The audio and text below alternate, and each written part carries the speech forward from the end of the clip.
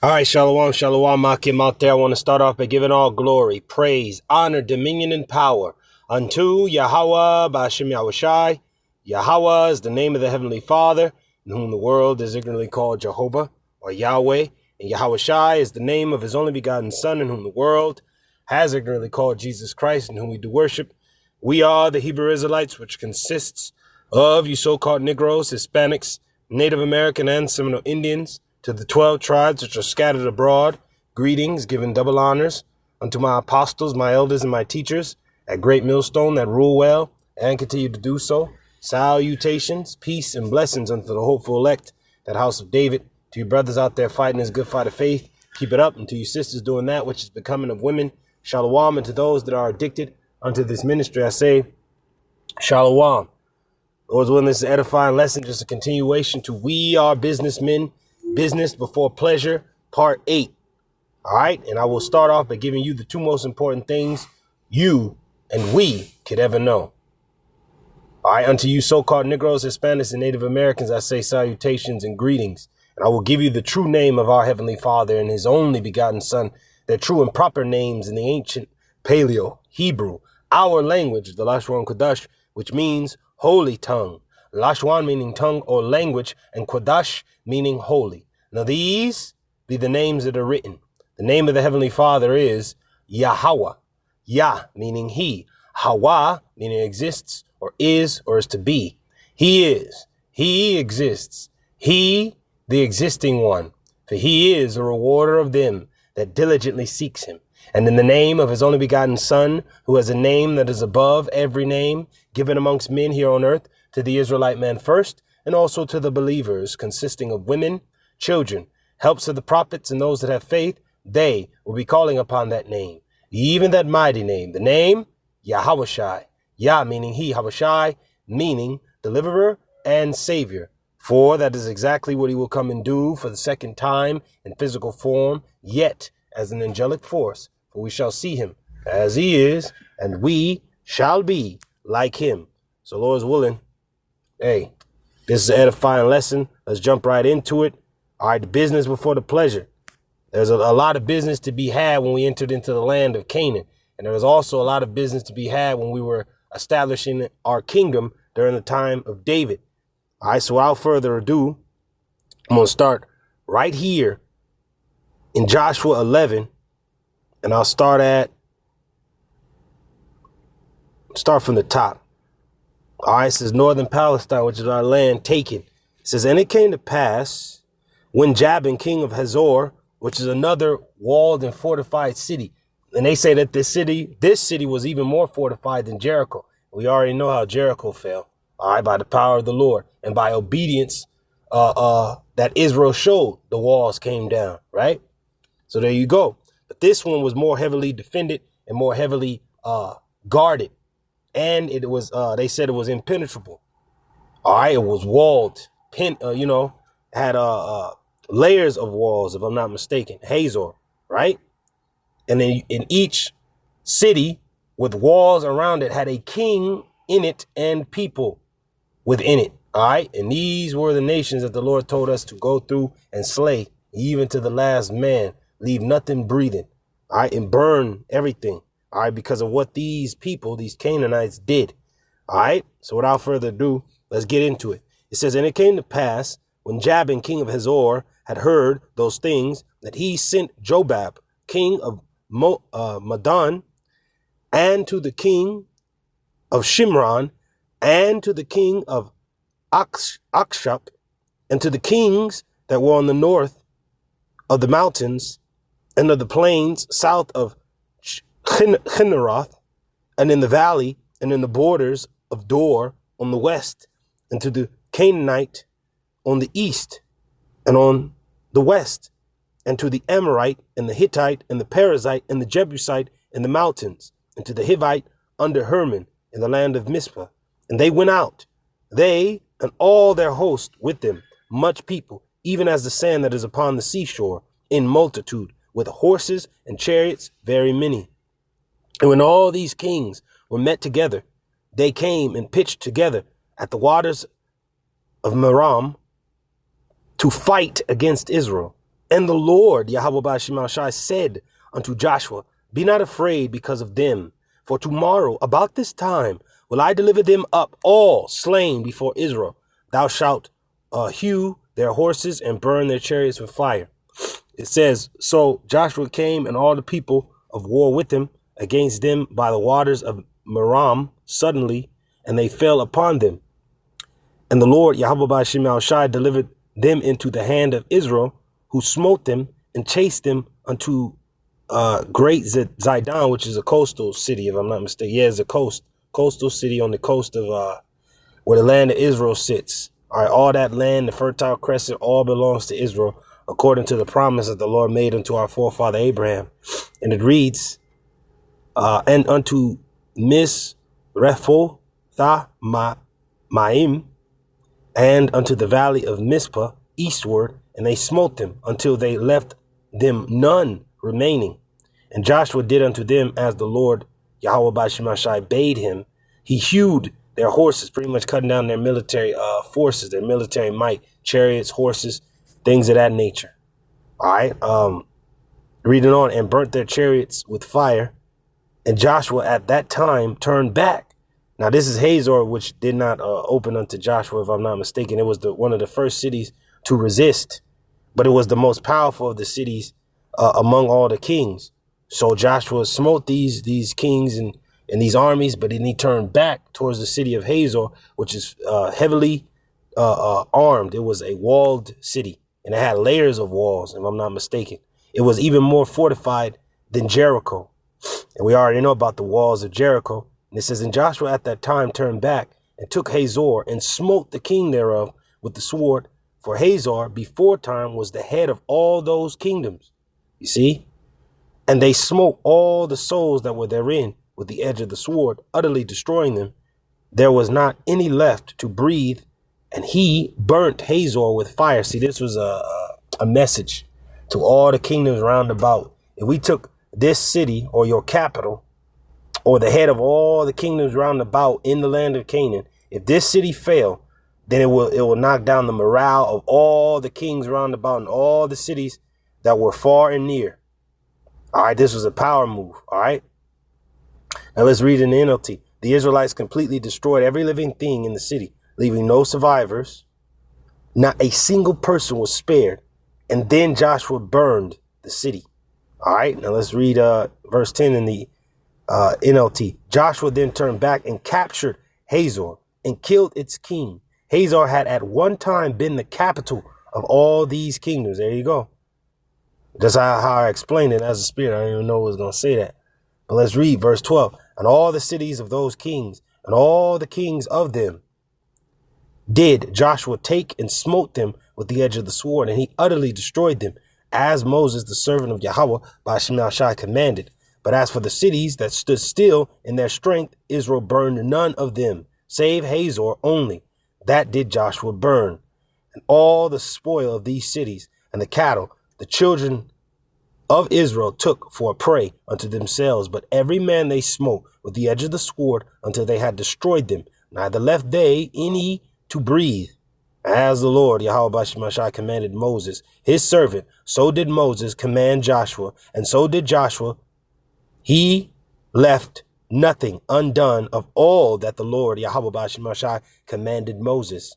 So Joshua took all that land, the hills, and all the south country, and all the land of Goshen, and the valley, and the plain, and the mountain of Israel, and the valley of the same, even from the Mount Halak, that goeth up to Seir, even unto Baal Gad, in the valley of Lebanon, under Mount Hermon, and all their kings he took and smote them and slew them. Joshua made war a long time with all those kings. There was not a city that made peace with the children of Israel, save the Hivites in the inhabitants of Gibeon. All other they took in battle. For it was of the Lord Yahweh Bashimashai to harden their hearts, their minds, that they should come against Israel in battle, that he might destroy them utterly, and that they might have no favor, but that he might destroy them, as the Lord Yahweh Bashimashai commanded Moses. And at that time came Joshua and cut off the Anakims from the mountains, from Hebron, from Debir, from Anab, and from all the mountains of Judah, and from all the mountains of Israel. Joshua destroyed them utterly with their cities. There was none of the Anakims left in the land of the children of Israel. Only in Gaza, in Gath, and in Ashdod there remained pretty much the giants, right? They only remain in those caves and in certain lands like Gaza, Gath, Ashdod, and these other certain cities. So Joshua took the whole land according to all that the Lord Yahweh BAHASHAM said unto Moses. And Joshua gave it for an inheritance unto Israel, according to their divisions, by their tribes, and the land rested from war. All right, so we're going to go into chapter 12. But I'm going to play this clip and I'm going to stop it. We're going to read again and we're going to play the rest of the clip. Shalawam. Enjoy.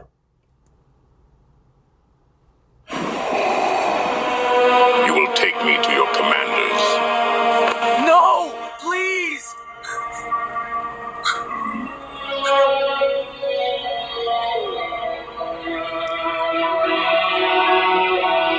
Lord Vader has done an exceptional job leading the troopers. More and more worlds are falling into the full control of the Empire.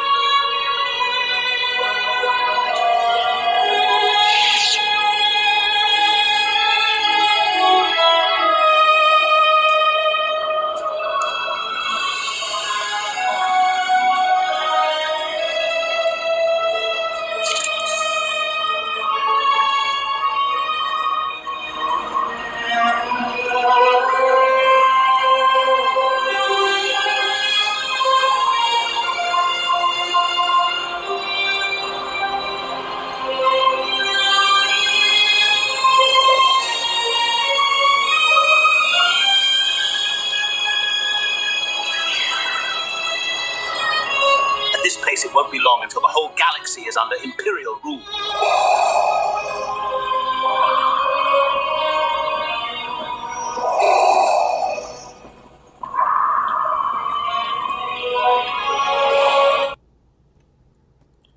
It's Salaki, brothers. It might go to commercial. Yep, there we go. But let me, I'm going to skip through the commercial and we'll be back. Shalom. All right, Akim, we're back. I had to skip that commercial. Shalawam. Enjoy.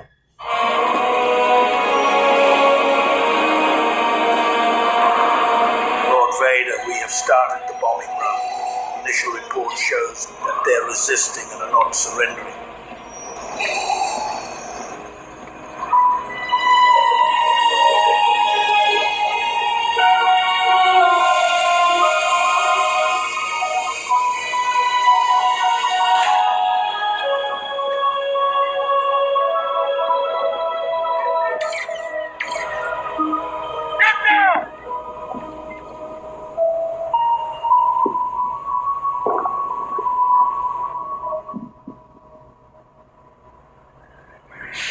My lord, they have breached the castle.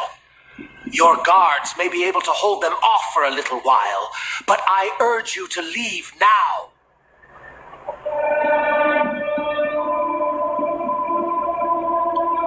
I will not run.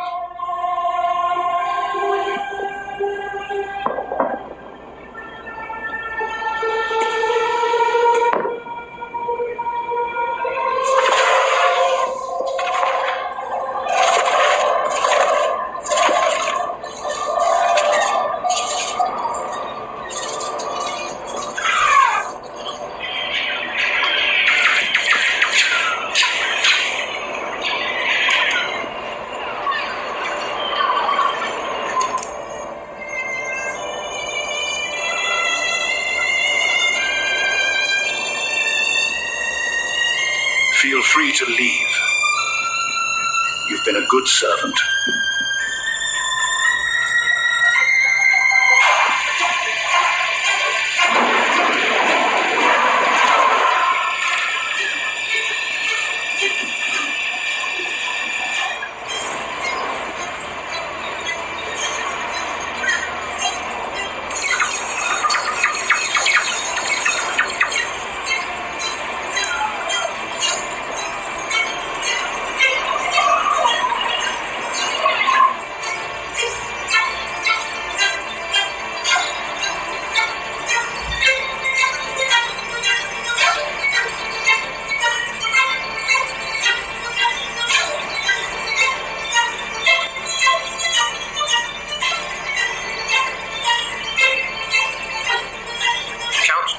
As of this moment, the Empire will be seizing control of this planet. Your leadership is no longer required, and I hereby relieve you of your duties. How kind of you. Any resistance will be considered sedition and will be punishable by death. As for you personally, you are under arrest and will stand trial for your involvement with the Separatist Alliance. Surely you won't hold me accountable for the actions of my cousin. The ISB has it on good authority that you have been trying to reactivate your battle droids. And on some occasions, even succeeding.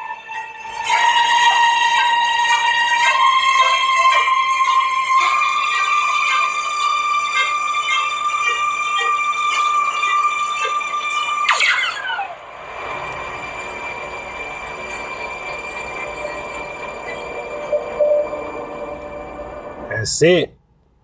And certain of these nations we were taking down, they wanted to off themselves before we even came their way, because they were so fearful of Israel. But business before pleasure, before we can take the spoil in the land and rest, business had to be conducted first and foremost, doing the will of YAHAWASHI. Every word had to be executed. Now let's read this. I'm going to continue the clip. Joshua 12:1. Kings defeated by Israel. Now these are the kings of the land which the children of Israel smote, and possessed their land on the other side of Jordan, toward the rising of the sun, from the river Arnon unto Mount Hermon, and all the plain on the east. Sihon, king of the Amorites, who dwelt in Heshbon, and ruled for Aurora, which is upon the bank of the river Arnon, and from the middle of the river, and from half Gilead, even unto the river Jabbok, which is the border of the children of Ammon, and from the plain to the sea of Chinneroth on the east, and unto the sea of the plain, even the salt sea on the east, the way to Beth Jeshimoth, and from the south under Ashdoth Pisgah, and the coast of Og, king of Bashan, which was of the remnant of the giants that dwelt at Ashtaroth and at Edrei, and reigned in Mount Hermon, and in the Salka, and in all Bashan, unto the border of the Geshurites, and the Maacathites, and half Gilead, the border of Sihon, king of Heshbon. Them did Moses, the servant of the Lord, YAHAWASHI, and the children of Israel smite.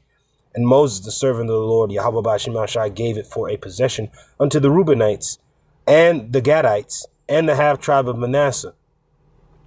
These were the lands on the other side of the Jordan. All right. And these are the kings of the countries which Joshua and the children of Israel smote on this side Jordan on the west, from Baal Gad in the valley of Lebanon, even unto the Mount Halak, that goeth up to Seir, which is into the land of Esau, upon the king's highway down that way, which Joshua gave unto the tribes of Israel for a possession, according to their divisions, in the mountains, and in the valleys, and in the plains, and in the springs, and in the wilderness, and in the south country, the Hittites, the Amorites, and the Canaanites, the Perizzites, and the Hivites, and the Jebusites. The king of Jericho, 1. The king of Ai, which is beside Bethel, 1. The king of Jerusalem, 1, which Jerusalem will be in the land of the Jebusites. All right. When you look into the history and the different lands where those 7 nations of the Canaanites dwelt, and they were dispatched, and they were all over our land. But it will tell you certain cities that these kings reigned over, like this guy right here, the king of Jerusalem. All right. 1, the king of Hebron, 1, the king of Jarmuth, 1, the king of Lachish, 1, the king of Eglon, 1, the king of Gezer, 1, the king of Debor, 1, the king of Gedor, 1, the king of Hormah, 1, the king of Arad, 1, the king of Libnah, 1, the king of Adullam, 1, the king of Mekada, 1, the king of Bethel, 1, the king of Tapua, 1, the king of Heper, 1, the king of Epek, 1, the king of Lashharan, 1, the king of Madon, 1, the king of Hazor, 1, the king of Shimron Meron, 1. The king of Akshap, 1. The king of Taanach, 1. The king of Megiddo, 1. The king of Kadesh, 1. The king of Jokneam of Carmel, 1. The king of Dor in the coast of Dor, 1. The king of the nations of Gilgal, 1. The king of Tirzah, 1. All the kings, 30-1. So these are all the kings that Joshua and Israel defeated. 31 kings in total. Imagine, these are 31 kings. Imagine the populace that these kings ruled over. That's a large majority of people. And we went through them and we put them all down. How about that? To gain our inheritance, our land. Now let's get City of Fountains. Just want to see where that is. And then we're going to get where David had to get his wives back in the city of Ziklag. Just how we were, what our spirit is and what our spirit is going to be when we take over these nations in the time to come. Just as we did in the past. Because the princess's monument to stop the waters of the fountains, which were the city. See here, bro. Let me see. Is this the one? City of Fountains.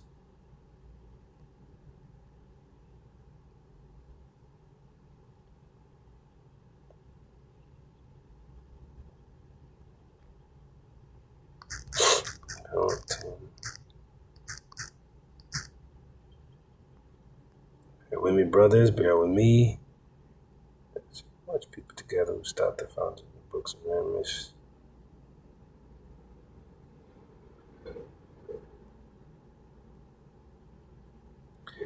I know Joab took that city from the Ammonites.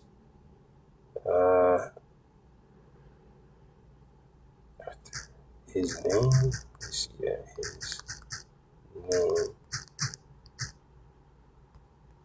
Bear with me, brothers. I like you.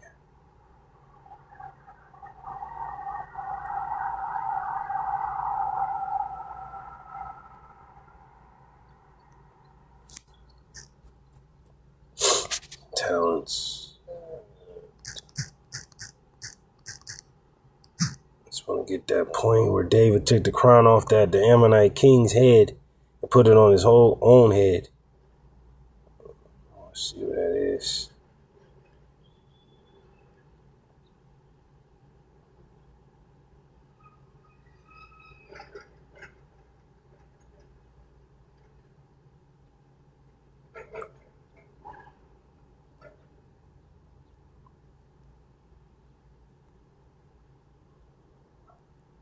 We put own head. Salaki. Oh, let's take it off. Because, you know, you got to put it in just correct for the blue letter for it to pop up. Okay.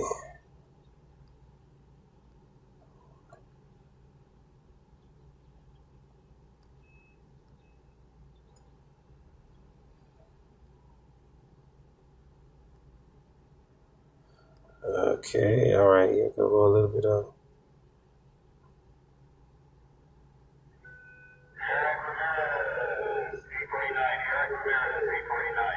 Salaki, I'm still at the plantation, so Salaki for the noise. Yeah. I don't know where. Bear with me, brothers. I'm going to find this. What's going on, man? All right, Akim, we're back. Now, this is 1 Chronicles 19 and 5. Now, we understand the story that David sent messengers to the king of Ammon to pay his condolences to the previous king. Right. And he sent these messengers to the son of this king that was going to reign in his stead, you know, to give him, you know, homage and honor. Like, yeah, you know, I heard about your father's demise or whatever. Hey, you know, just know we, you know how Israel is. Just know we here, man. We cool or whatever. But then the new king, this YN at the time, a young nigga, he went according to the counsel of the young men that was with him to go against David instead of accept the acknowledging of his father by this great man. Even David, everybody knew about David. But this young cat, he didn't know what he was getting himself into. Now I'm going to read this. 1 Chronicles 19 and 5. Then there went certain and told David how the men were served. And he sent to meet them. For the men were greatly ashamed because they had their beards cut off. right? And that was a no-no in our nation and according to our customs. And the king said, tarry at Jericho until your beards be grown, and then return. And when the children of Ammon saw that they had made themselves odious to David, Hanun and the children of Ammon, which are the Japanese, sent 1,000 talents of silver to hire them chariots and horsemen out of Mesopotamia, and out of Syria, Maacha, and out of Zobah. So they hired 32,000 chariots. And the king of Maacha and his people, who came and pitched before Medeba, and the children of Ammon gathered themselves together from their cities and came to battle. And when David heard of it, he sent Joab and all his hosts of the mighty men. And the children of Ammon came out and put the battle in array before the gate of the city. And the kings that were come were by themselves in the field. Now I'm going to play the rest of this clip.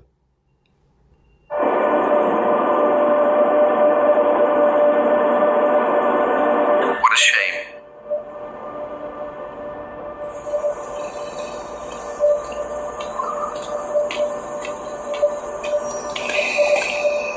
Good news, Lord Vader.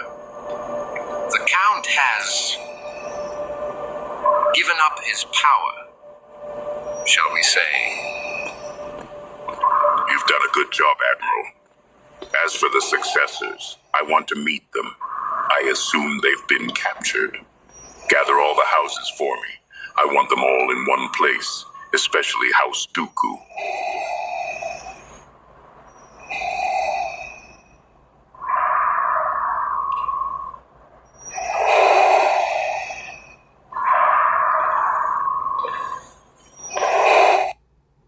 Salaki, another commercial. Salaki, brothers. All right, we're back, brothers. We're going to play the rest of this clip.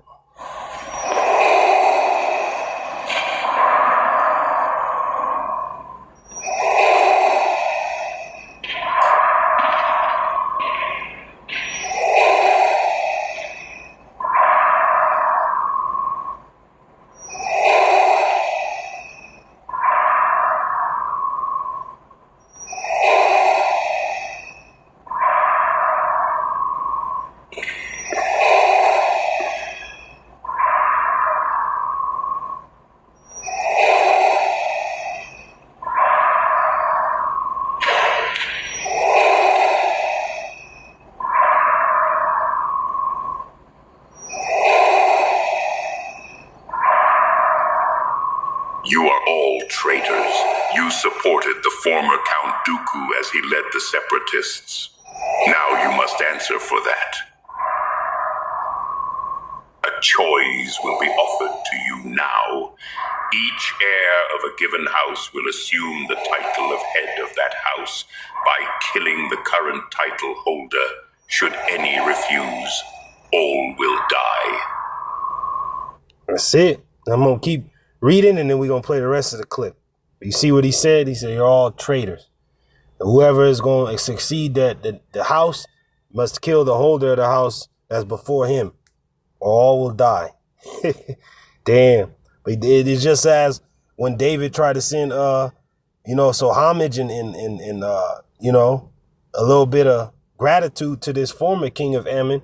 His son was a damn demon. He's like, all right, and then this nigga gonna hire out armies to come up against and fight against Israel. You know, the hatred grows deep if you look at the history between Israel and Ammon has just been a demon since we marched into the land. They just been assholes. But we had to give it to these clowns right here at this time, because just to let these mother effers know you ain't shit, demon. All right. Oh, and it's beautiful because Ammon are the Japanese, and in our world today, the Japanese are calling the Israelites, beginning with the head tribe, Judah, the so-called Negroes, the Viltrumites. And if you know about the Viltrumites, that's in the show Invincible. All right. And the Viltrumites, their blood is pure. And whatever race that they lay down with, that particular species or race becomes damn near fully a Viltrumite because the blood is so strong. That's Israel. Whatever woman of any nation we lay down with, the baby is going to be an Israelite. And our genetics is going to take over. All right, and it's going to make that baby something great. All right, that's why it says in all nations shall you be blessed. because our people are scattered among all nations and among all people. All right. But these Japanese, they even know, they're like, man, their genetics is just on a whole nother level. We can't defeat these people.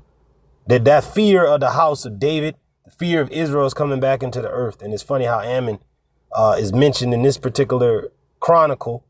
But then you got Ammon in this time, which are the Japanese, speaking highly of us and in awe of us and in fear. Like, damn, these people, their genetics is on a whole nother level, because the Viltrumites, they can regenerate.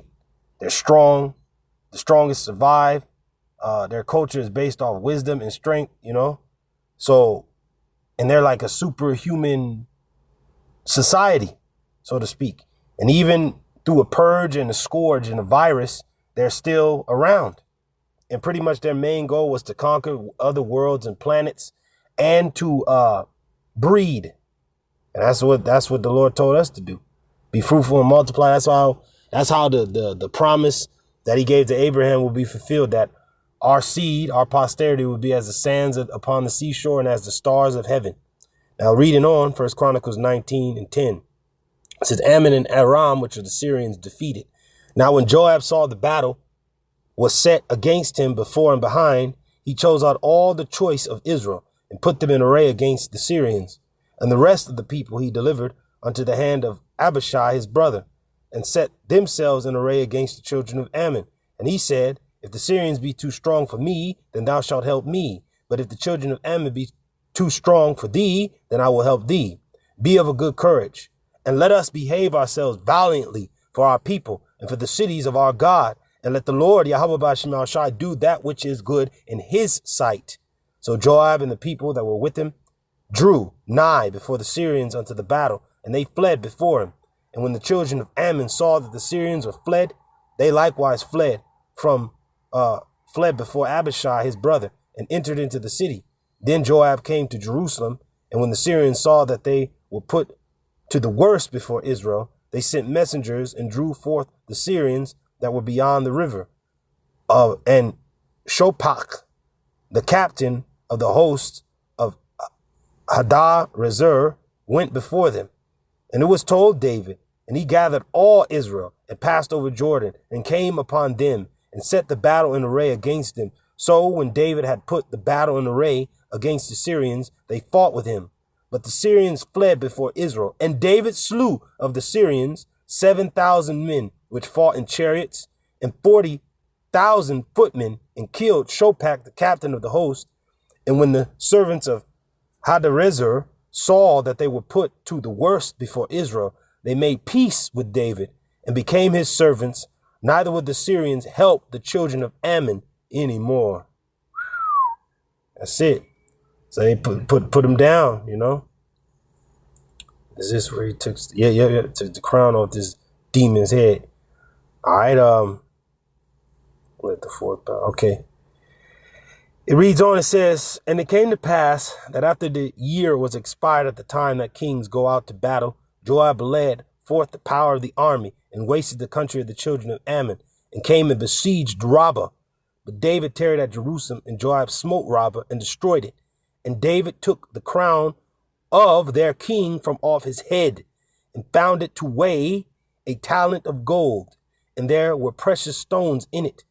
And it was set upon David's head, and he brought also exceeding much spoil out of the city.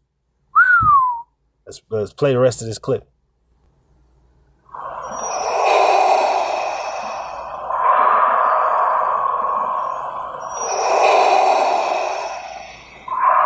This is madness. I'm not going to play along with your games.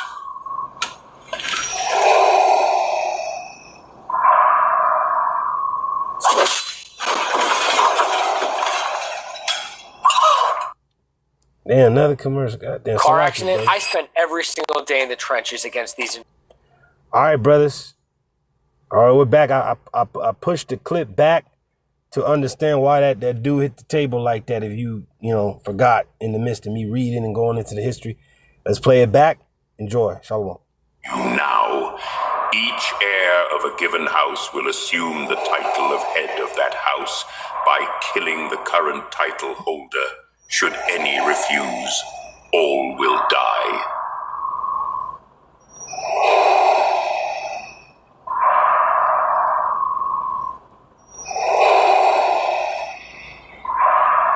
is madness. I'm not going to play along with your games.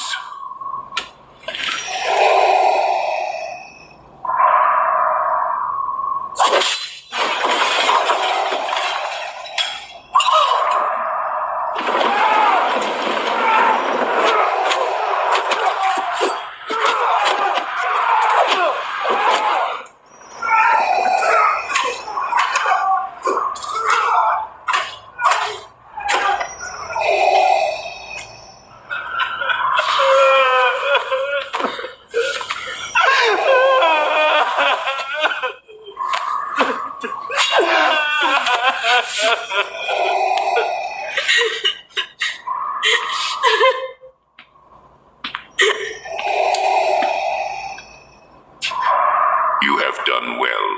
You are now servants of the Empire. Congratulations.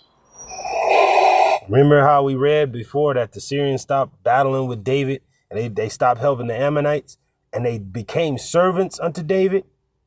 There you go.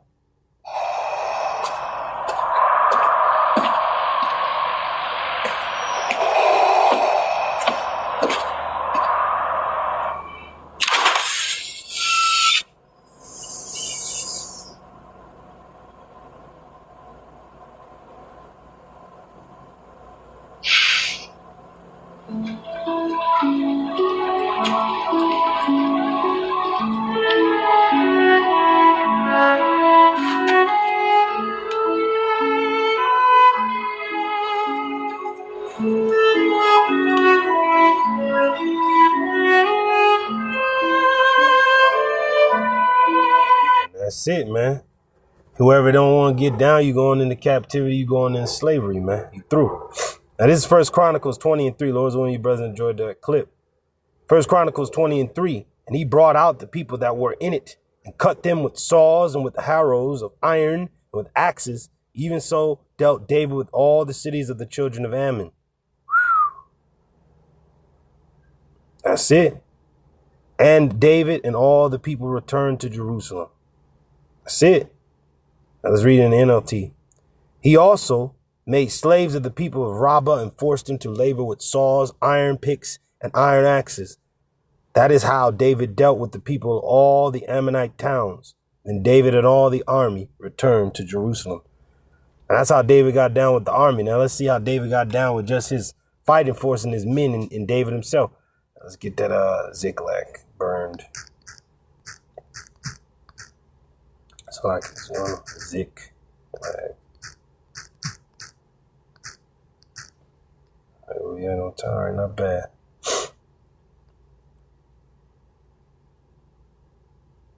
There we go. We're gonna go to the point, so like yeah. We're gonna go to the point, brothers, in this account. All right, brothers, we're back.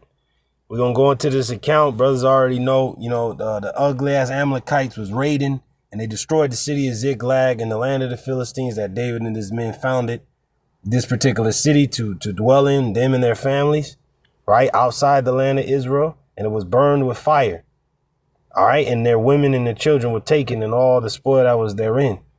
And the men was bugging out and they wanted to stone David, but David encouraged himself in the Lord, and the Lord said, pursue, you will recover all, right? And I'm going to read it in the NLT all the way down. It says, David was now in great danger because all his men were very bitter about losing their sons and daughters, and they began to talk of stoning him. But David found strength in the Lord, his power. Then he said to Abiathar the priest, bring me the ephod. So Abiathar brought it. Now, this is only permitted for the priests, but it just goes to show you who David truly was. He was a shepherd, king, priest, prophet, and musician and warrior. He's what you would call a jack of all trades or a Renaissance man. He's good at everything. That's just like our forefather Jacob. And if you can receive it, that's who he is. If you can receive it, right? It says, then David asked the Lord, Yahawah, BAHASHAM, should I chase after this band of raiders? Will I catch them? And the Lord Yahawah BAHASHAM told him, yes, go after them. You will surely recover everything that was taken from you. So David and his 600 men set out, and they came to the brook Besor, But 200 of the men were too exhausted to cross the brook. So David continued the pursuit with 400 men. Along the way, they found an Egyptian man. Now, the Lord set all this up. They found an Egyptian man, which is Mizraim, a Hamite, in the field and brought him to David. They gave him some bread to eat. See, they treated this man like that, like an equal. Okay. Now this is Art of War 101. All right, you got somebody that's on the enemy side. You don't treat them like an asshole. You treat them well, and the Lord's willing. You bring him to your side, and He can give you intelligence and things on the other side. The intelligence on your enemy and where they could be found, and if they could be led, and all of that. And you gotta remember, these are Amalekites, the ugly ass small hats, these nasty ass PDF file motherfuckers. These motherfuckers. And even the Mizraim, these are Hamites, they're bugged out. But guess what this Egyptian is going to say? He's like, man, all right, I'll take you down to the camp. I'll show you where these niggas is at. But just don't give me over to this clown again. I don't want to go back with his master, his master was an Amalekite. Them little hat people, their true identity is Amalek. He said, hey, just don't give me back to them, and I'll give you whatever you want. Right? It says, they gave him some bread to eat and water to drink. They also gave him part of a fig cake and 2 clusters of raisins, for he hadn't had anything to eat or drink for 3 days because he fell sick. And nights before long his strength returned. To whom do ye belong, and where do you come from? David asked him. I'm an Egyptian, which is, he would have said Matazarian, the slave of an Amalekite, which is the small hat people. He replied, my master abandoned me 3 days ago. You see how fucked up those people are, just going to lead the man. Goddamn. It says, because I was sick, we were on our way back from raiding the Kerethites in the Negev, the territory of Judah, and the land of Caleb. And we had just burned Ziklag, which where David and his men and their families dwelt in the land of the Philistines. Will you lead me to this band of raiders? David asked. The young man replied, if you take an oath in God's name that you will not kill me or give me back to my master, then I will guide you to them. So he led David to them, and they found the Amalekites spread out across the fields, eating and drinking and dancing. These niggas don't even know how to dance. They're bugged out. It says, with joy because of the vast amounts of plunder they had taken from the Philistines and the land of Judah, David and his men rushed in among them and slaughtered them throughout the night and the entire next day until evening. Now let's read in the KJV. And David smote them from the twilight even unto the evening of the next day, and there escaped not a man of them, save for 400 men which rode upon camels and fled. Let's read it in the NLT. David and his men rushed in among them and slaughtered them throughout the night and the entire next day until evening. None of the Amalekites escaped except 400 young men who fled on camels. David got back everything the Amalekites had taken, and he rescued his 2 wives. Nothing was missing, small or great, son or daughter, nor anything else that had been taken. David brought everything back, just as Yahweh promised him. He also recovered all the flocks and the herds, and his men drove them ahead of the other livestock. This plunder belongs to David, they said. Then David turned to the brook Besor and met up with the 200 men who had been left behind because they were too exhausted to go with him. They went out to meet David and his men, and David greeted them joyfully. So I'm gonna end it there, but it just goes to show you how David got down. His men, once they found out the enemy, they got up on them, they pounced on them, and they slew them. But the Lord had to have a few of them escape. But they would have put them all down. Best believe that. And how that other king disrespected David and his men, which the disrespect to the men was a disrespect to David. You see how he took those cities? And you see how he took the crown off that dude's head and put it on his own head. And you see how he took those cities in the land of Canaan, our land, during the time of Joshua, by sending a message to them, by burning the capital, sacking it, burning it to the ground, and letting all the kingdoms round about know you are next. So with that, Lord's willing, this was an edifying lesson, giving all praises, glory, and honor unto YAHAWAH, BAHASHAM, YAHAWASHI, BAHASHAM, RAWCHAA, QADASH, by whom we do function. Double honors unto my apostles, my elders, and my teachers at Great Millstone, that rule well and continue to do so. Salutations, peace, and and blessings unto the hopeful elected house of David. To your brothers out there fighting this good fight of faith, keep it up. And to your sisters doing that which is becoming of women, Shalawam. And to those that are addicted unto this ministry, I say, Shalawam. On to the next one. Shalawam. The Lord's when you enjoyed the clip as well. Shalawam. We're going to be moving even colder than Vader in that day. So Lord's willing, this was edifying. Until the next time I say, Shalawam. Shalawam.